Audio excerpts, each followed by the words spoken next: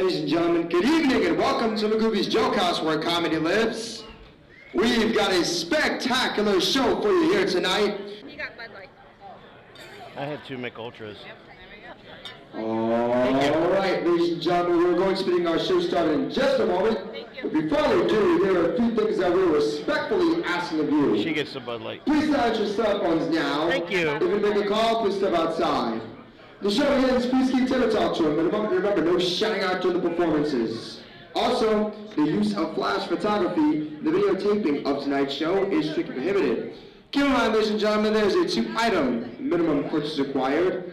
And finally, at the end of the night, ladies and gentlemen, right after the show, you guys can head on over to our bar next door. It's called Vincent Saloon, where a wonderful bartender, Chuck, will give you your first round half price. That's here we go.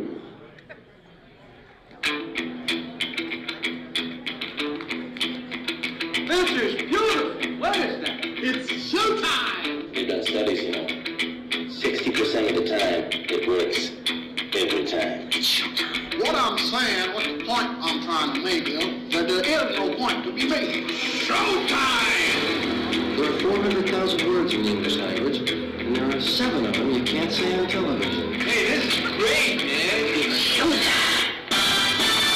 Ladies and gentlemen, are you ready for a great show? Oh, come on now, we are sold out here tonight. This house is a lot more into the top. One more time, please, are you ready? And now, present to the stage, Chris and Mike from the Adam Carolla Show.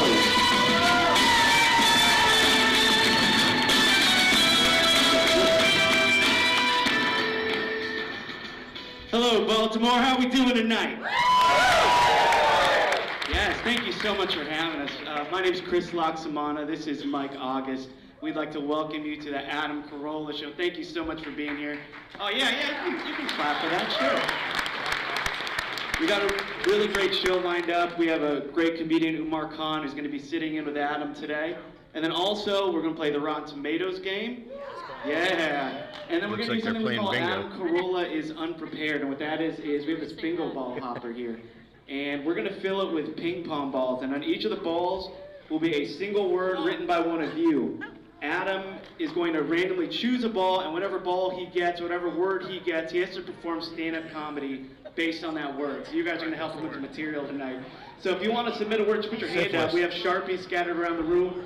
You can share those. Just let Mike know you want to write a word. We don't have enough for everybody, so let him know now, and he'll make his way over to you. Any word you want. Any word.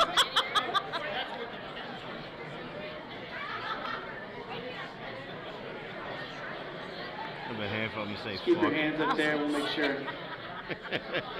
Get it for you. Also, we do have merch for sale. We have some shirts available in the lobby after the show, so make sure to come out and say hi. Mike's just walking down that way. Are you ready to go, miss? Anybody ready to go with the balls? You got one? I'll take yours. Hippos.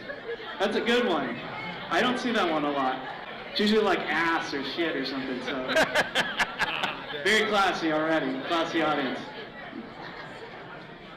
I take, 3 of them, alrighty. See now, this one says porn, so here we go. We're going there now. Balls and Nazism. This table. Very good. Very good. And butt plug. That guy wrote butt plug. So, I was too excited about the hippos thing, and now we're heading into that territory. Tampon, nice. Take yours. Thank you. Redheads. All right. Go. I got you. Captain Stubing is 2 words. I'll take it. Thank you. And Mike will come around and collect the balls too, so you can hold on to them for just a little bit if I don't see you. It's okay. That one's not going in. I'm kidding. All right, better be a good word then. I had to pick it up. Amputees. All right, that's good. Very creative. Take this one from you. Discharge. I mean, that could mean anything, right? Yeah. We won't assume. Nice throw. Brandon. Oh, just the name Brandon. Okay. I see what you're doing, sir. We could be here all day with that one. All right. Coleslaw. Oh, we're back. That's okay. Balloon, nice, got you. Hall of Fame, that is 3 words.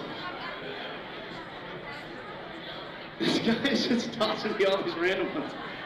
Reverse cowgirl, nice. And smegma. All right, guys. Oh my God. Aren't people eating? That's great. All right, Mike August is right there too. You can get him a bowl if you see him. He's collecting the rest of them. Nice throw, nice catch. Last call for ping pong balls on this side of the room. You got one over there? I'll take it. Oh, that one went under that table. If anybody sees it out by their feet, I really want that ball in there. Thank you.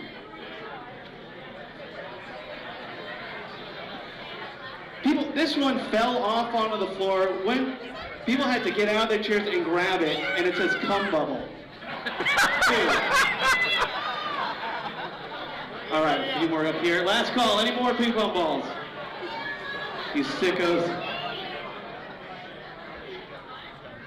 Thanks, sir. Get them over here.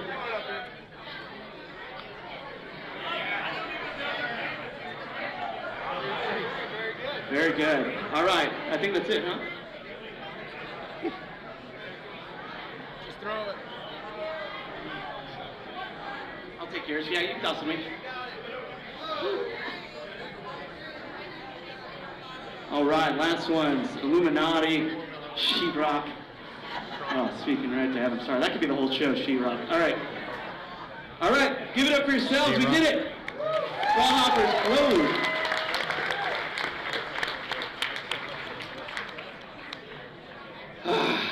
All right, you guys ready to get this show started? Come on, Baltimore, you guys ready to get this show started? All right, here we go.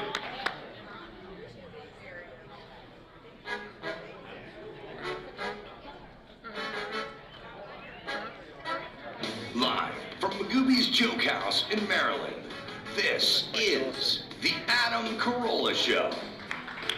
Featuring Chris Umar with the news. And now, no, he hasn't seen The Wire. Please stop asking. Adam Carolla!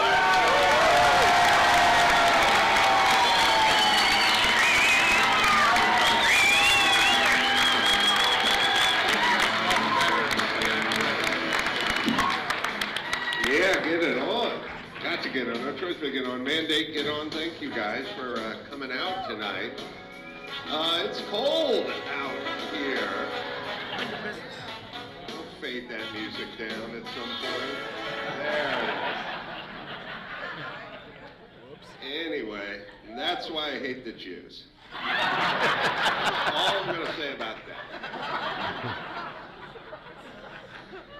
No, it's cold. It's cold out here. And it's especially cold because I flew in from West Palm Beach, Florida today. So I was in West Palm. And I made a horrible strategic clothing, weather, apparel related error, which is, all right, I just had this thought, but I'm from California. I've lived there my entire life. I'm looking to do a shoulder roll into Nevada or Texas or Arizona or any place that'll have me. But I've been there, been in California my whole life.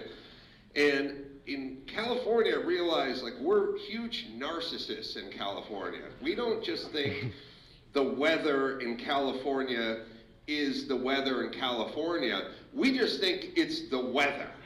So when I'm going to Philly or Boston, or DC in the middle of the winter, I'm just in sweatpants and a t-shirt going to the airport because I'm like, they got the fucking memo. I'm coming from California. Get your weather affairs in order. And I've been burned a million times by that. So this time, I was slated to leave Los Angeles Thursday morning, do a show in West Palm Beach, Florida last night, Thursday night, and then I was coming out to your quaint. Well, then I was coming to Baltimore, right? And I was like, all right, it's going to be cold in Baltimore. So I packed a winter coat and a sweat jacket and a beanie and gloves and all the winter stuff I would need for Baltimore. And I put it on because I didn't want to pack it. I had a little duffel bag, and I didn't put the beanie and the gloves on. I looked like a special needs skier going through LAX. But I had the parka on and everything.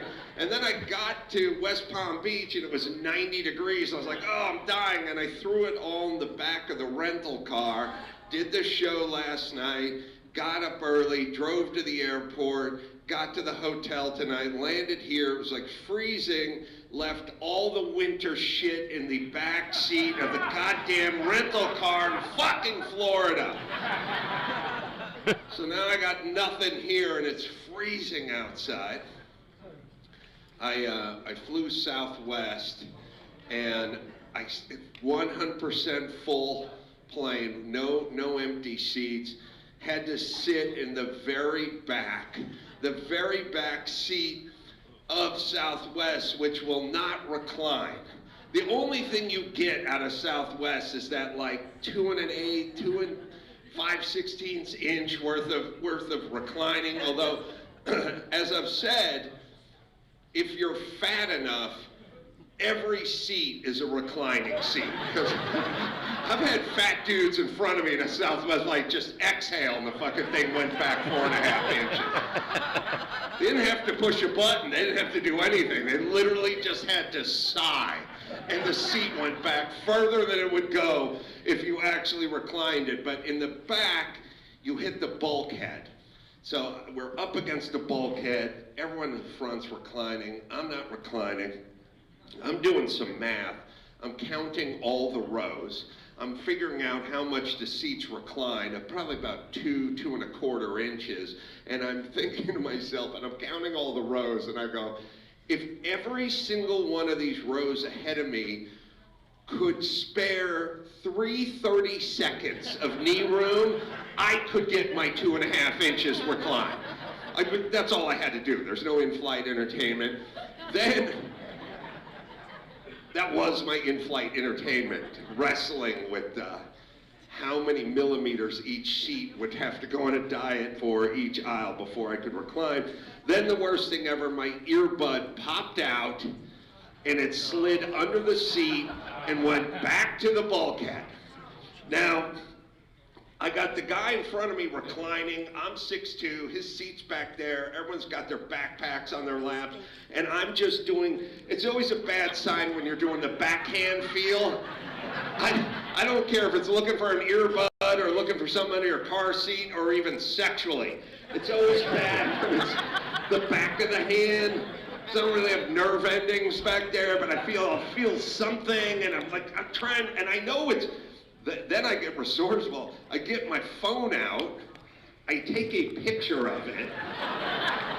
At this point, I'm now looking for the Titanic's remains, right? Like, we sent a camera down there. I see it's in the back, but the only way to get to it is to tell everyone to clear out of my aisle while I go doggy style and literally get down on my knees and shove myself under the seat. So I have no earbud for the flight.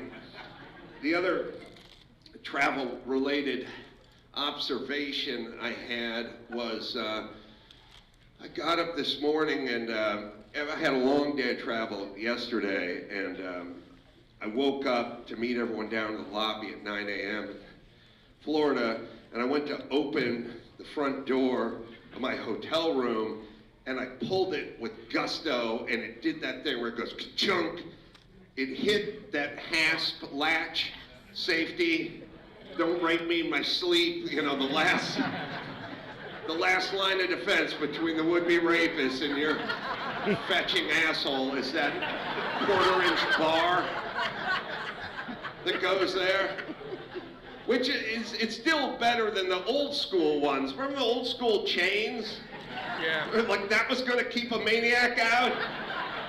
2 half-inch wood screws going into casing, going into soft pine casing, like the guy was gonna fucking, what's the scenario? The guy picks the lock, then he picks the deadbolt, then he opens it, and he's defeated by that? And couldn't he just turn around and fart on the door and it would blast open at that point? Like, just a stiff wind would knock the door open. But as I opened it this morning, it was like ka-chunk, and I was like, oh shit, yeah, I guess I locked that, because you always forget you lock it. And then I realized I lock that thing every time, but no one's ever attempted to assault me in my room. And I realized, I think that thing locks more people in than keeps people out, because that's my only experience with that. I was riding, this is apropos of nothing, but I was riding through, do you guys have a lot of cyclists here? And when did they become assholes? Because cyclists, when I was a kid, cyclists were just people who couldn't afford cars, and they knew their fucking place. Like, hey, loser with your 2 wheels, I bet you wish you had 4, like this guy right here. And they're like, yeah, I do, just things didn't work out. Yeah, I get it, I'm gonna cut you off now. Oh yeah, for sure, yeah, it's my fault for not being able to afford an automobile. Now they're all dicks that are better than us, and they're riding over to Greta Thunberg's house, and they're gonna make a plan and save the world, and they have their little fucking outfits on, and we're just ugly Americans in our SUVs, a lot of scorn, you know. The worst part about the cyclists in LA is the traffic is so shitty in LA. I'll get off the freeway on Sunset, see a guy on a bicycle, 19 miles later, I'll be at my house, he's waiting there for me. Like, you just see these guys go past you. You hit a light, you get ahead of them 100 feet, and then you hit a light, and it all stacks up, and they just go fucking zooming right back, throw an ass cheek at you as they're moving on by. But I was driving back to Malibu on Wednesday night, or Wednesday afternoon, it was probably like 4 o'clock, and there was a cyclist who was going past everybody, but we're on Sunset Boulevard, and it was packed. It was just, you know, it's LA traffic, it's Sunset Boulevard, it's 5 in the afternoon. Guy goes by, he's just passing some poor schlub, and the poor schlub turns right, and the cyclist has to dip in and dig in, and then he does this one. What the fuck? You know, hand flying like up in the house, up in the air, like, okay, a couple things to any cyclist who gets that super outraged, indignant, flabbergasted. What just happened here? Okay, listen, you narcissistic a-holes. I didn't get in my car with the intent of killing a cyclist. I just wanted to get somewhere. You happened to go past me at just the right time when I was turning in, and I got near to you and your precious fucking bicycle. Drop the goddamn attitude. And the outfit. I don't like the outfit, and I don't like the heavy-duty guys with the cleats. You know, the guys who cleat, like, this is not the fucking Tour de France. You're going from Glendale to the Starbucks in Burbank. Do you have to fucking tie in? You know why they love the cleats? You see the guys with the cycling cleats? They like the cleats because the cleats make a beautiful "I'm better than you" sound as they enter the tile in the coffee place, right? It's like a new sheriff is in town, and it's the sound, it's really the modern day sound of Spurs and a 6-shooter twirling around. But oh shit, it's a new badass fit sheriff in town. I'm ordering a pecan log, and I'm looking at him, oh fuck, I better put that away. It's a super fit sheriff in town. It makes a great noise. It heralds the arrival of this dick as he enters the store you're in. You're wearing Crocs or flip-flops or the fat man shoe, you know? But he's wearing the fit man shoe. Makes that click, click, click sound. Also, shoves it up in such a way where the calf muscle's flexing constantly. He's got those veiny calves walking around better than you with his beautiful sculpted calves and his noise. Let's see, where's the clock here? All right, just checking the time. Time did the show? Wait a minute, Chris. When did the show start? 10 after? Yeah. It says 7:28. That's right? How fucking long have I been up here? I got a little ways to go. I wrote stuff down. Oh, the Steakhouse. What the fuck happened to the Steakhouse? I got screwed in two successive Steakhouse attempts. All I want out of a steakhouse is an old school dining experience. Like, I want Frank Sinatra and Sammy Davis Jr.'s. I don't want to have to come in the back door like Sammy, but I want I want to enter through the front, and then I want Sammy Davis Jr.'s 1959 Steakhouse. That's what I want. I want Naugahyde, I want high back booze, I want martinis, I want beautiful music playing. And steakhouses have all gone fucking upscale and cool and hip now, and they're all pumping the jam. And we went to a steakhouse in West Palm Beach last night after the show, just pumping the party mix, you know, that weird electronic robot bullshit music. Could not hear a fucking word anyone was saying at the table. The poor waiter had to tell every one of us the specials individually, because even though the table was only 3 foot around, the person 28 inches on the other side of the table couldn't hear a fucking word he was saying. And then he was like leaning over, and then when you're sitting at the table and you're eating and you're trying to have a conversation, the music is so loud and you're shooting bits of broccoli in the face of the person that's across from you because you can't fucking hear a thing. Can we just play some fucking jazz or classical or Sammy Davis Jr. or Frank Sinatra at the goddamn Steakhouse? Let's see. Steakhouse jacket. One last thing. You guys tell me if you think there's a conspiracy going on. I think there's a conspiracy going on here. I got up. Now, this is much bigger and has much more deadlier ramifications than UFOs. I got up this morning. Now, remember, I went to bed in Malibu about 1:15. I got up at 5:45. Thursday, I went to LAX. Traveled to West Palm Beach, did a show, went to the Steakhouse, got back to the room about 1 a.m., had to meet everyone in the lobby at 9, got up a little hungover this morning, wanted to make a cup of coffee in my room. 3 packets of coffee in the room. All decaf. All 3 decaf. Now, first off, if you're making coffee in your room, that means you're a junkie.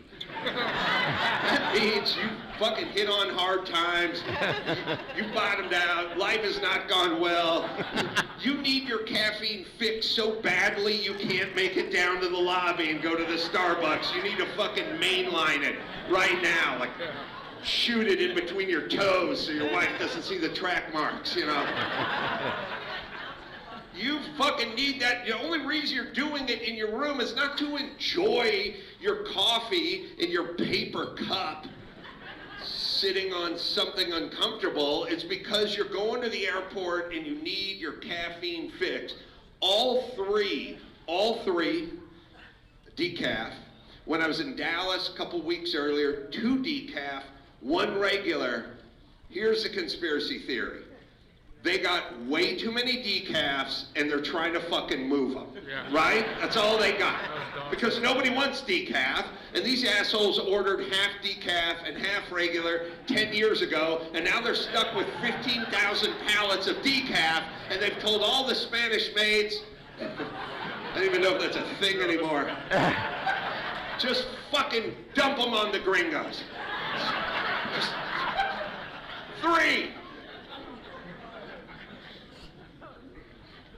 What percentage of people even want decaf? Like that's my question. Like let me just, if you went to any airport in America, that's how you know coffee's a drug, you will see 15 people standing in line trying to get to the Starbucks, right? Like that's the only place there's a huge line. There's not a big line at the bookstore or the magazine rack, but the Starbucks, that's where the line is, and there's 15 people in line who need their fucking fix of that drug. If you asked all 15 of them, who's here for a decaf? Would one say yes? No, it's a fucking drug. You stand in line. That's what you do with drugs. You go to the park and talk to super shady dudes, and if they were legal and ubiquitous, you just go get it. But you go to the park, and next thing you know, you're sitting in a van with a guy who's bald and has a ponytail. You would not do that shit if it wasn't a drug, and that's what coffee is. And I think it's a vast conspiracy theory to fucking move all of this decaf that nobody fucking wants. All right, don't get me started on unsalted nuts, because that's another thing altogether. That is angering me as well. Shall we get this show started? Bring out Chris Loxamana and Umar Khan.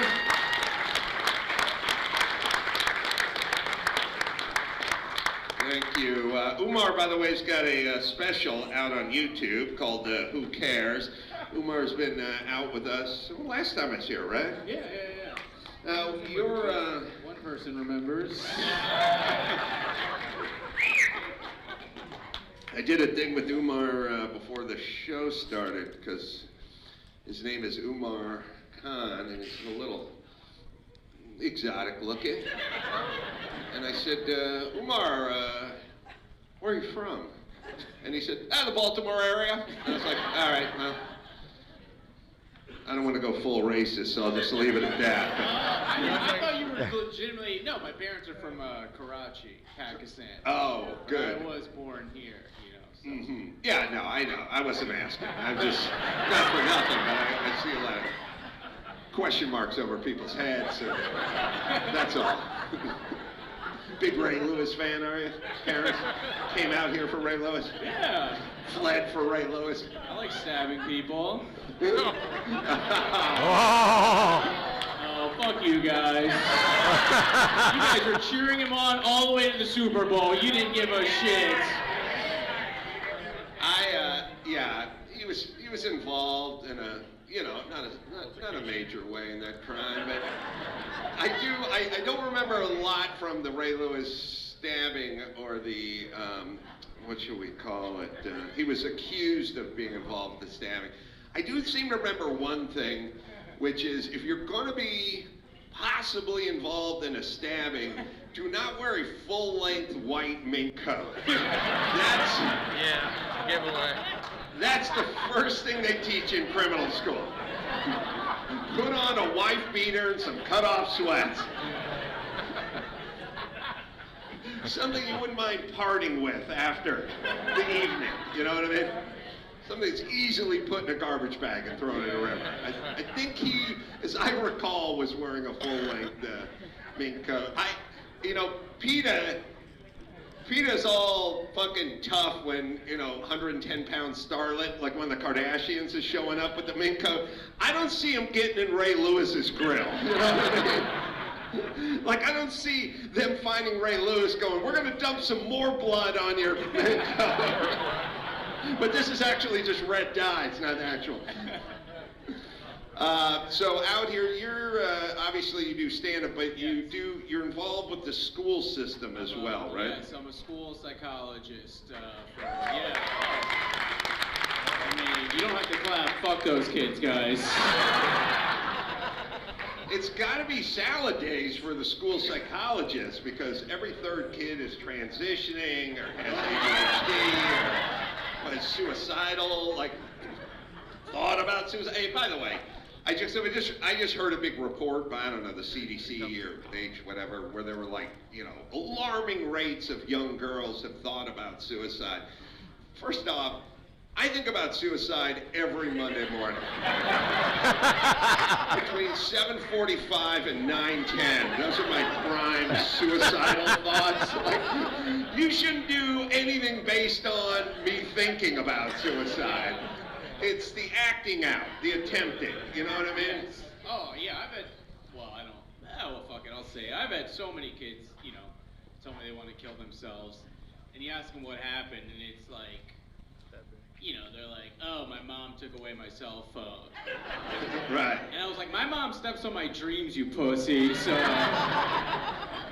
And also, you always hear them go, the guy who does kill themselves, they go, oh man, they had so much to live for, you know, they had so much to live for, and like, 39 years of age, and so much to live for.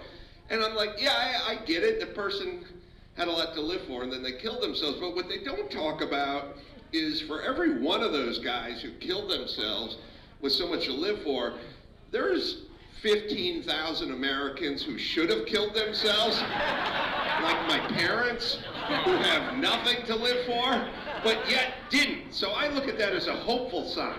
Yes. All the people who really should kill themselves don't. It's the ones who have so much to live for.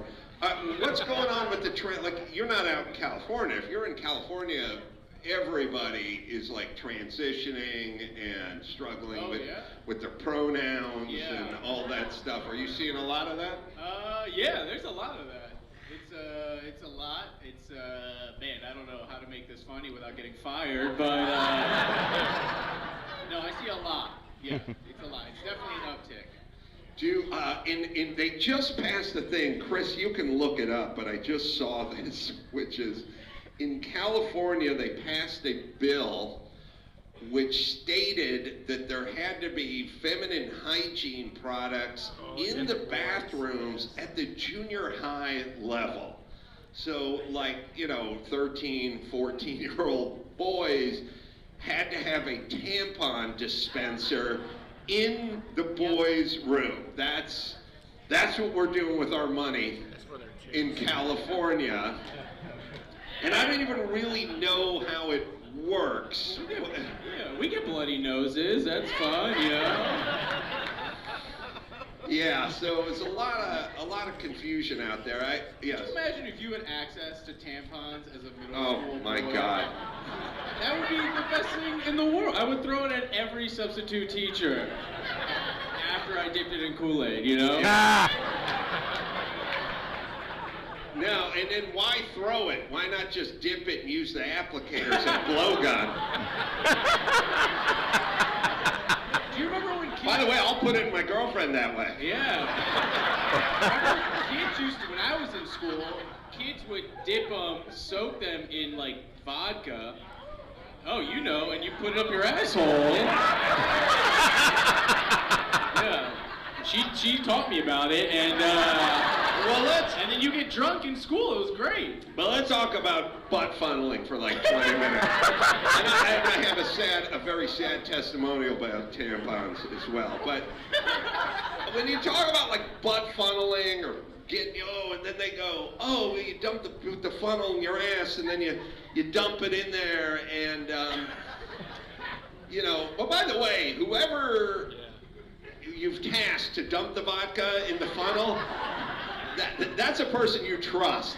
That's a person with a steady hand. No, I wouldn't be able to trust any of my friends to butt funnel me when I was 19 because they would take a whole bottle of Everclear and just dump it all in there while my other friend was taking a piss into the funnel. There's no way, my fucking friends. But they go, well, you do it that way, and they go, that way. The alcohol just goes right to your system, your blood alcohol, pow, you get like that. Does the old way of ingesting alcohol, is that too time consuming for us to catch a buzz? Like, I've done fucking 3 shots of tequila in under 10 minutes and been good and buzzed in 7 minutes. Like, I've never sat around going, has anyone got Moby Dick? I'm so bored. I'm gonna drive to Oregon, but you've just drank, yeah, but it's not gonna kick in until I cross the border. And the stretching I would have to do to gape my asshole to get the funnel in there. Okay, too much, I'll back off. Let me tell you the saddest tampon applicator story I think you're ever gonna want to hear.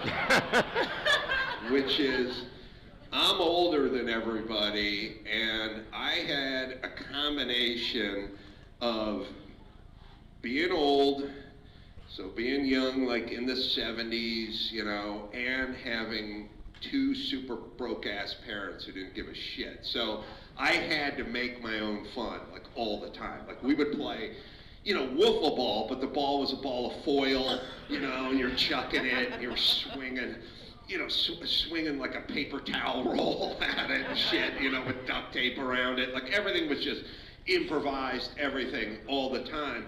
And 2 of the greatest things, one of the greatest things I ever had was the old cigar tube, the aluminum cigar tube with like the twist off cap. Like, fuck, we're not throwing this away. This is called Christmas at the Carolla house. Like, this is durable good. Like, I can collect and trade this shit, you know, do it, hold it underwater, watch it pop up. I was just thrashing it. I'd go garbage picking and trash picking and look around. I'd literally just make forts in the backyard, dig holes. One time, my old house I grew up in, I found what I didn't know at the time was the cardboard tampon, you know, applicator, and I was like, oh, look at me.